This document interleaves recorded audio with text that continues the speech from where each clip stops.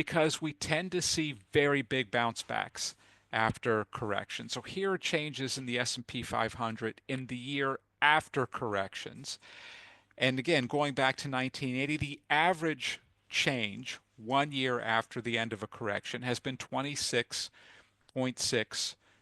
And you can see we have a couple of cases here. We've had relatively modest snapbacks, in one case in that after the 1989-1990 episode, actually a small decline, but for the most part, robust recoveries after these periods. 26.6%. And in fact, if we date the year change from the start of the correction rather than from the end of the correction, we actually see a positive average change there as well. So from the beginning of a correction, 1 year out, the S&P 500 averages an increase of 3.8%, again going back to 1980. If we go back all the way over the entire history of the S&P 500, back to the 1920s, the average change from the beginning of a correction 1 year out is plus 5.7%. So even incorporating the 10% to 20% decline over the 3.5 month average period, even incorporating that pullback, the S&P on average is still higher 1 year later. And of course, if we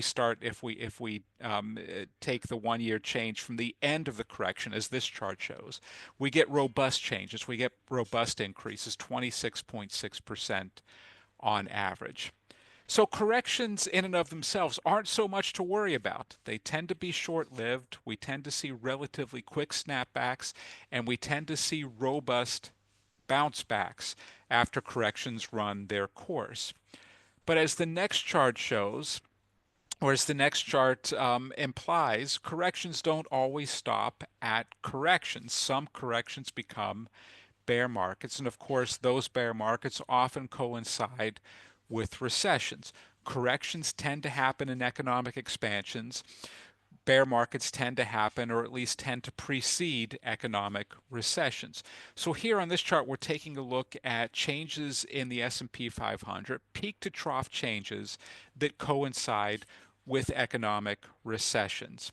The red bars here represent corrections, the blue bars represent bear markets. So as you can see that when we have a recession, we're much more likely to have a bear market than a correction. We've had a few cases, 1960 to 61, 1980, the first dip of the double dip recession in the early 1980s, and then the 1990-1991 recession, where we nearly had a bear market.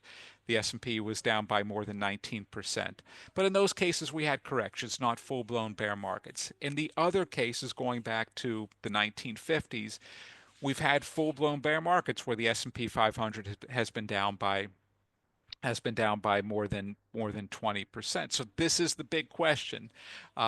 Is what we're seeing now in the economy are these the early signs of a recession, or is this correction an expansionary correction? Are we seeing a mid-cycle slowdown, one that's going to give way to stronger growth before very long?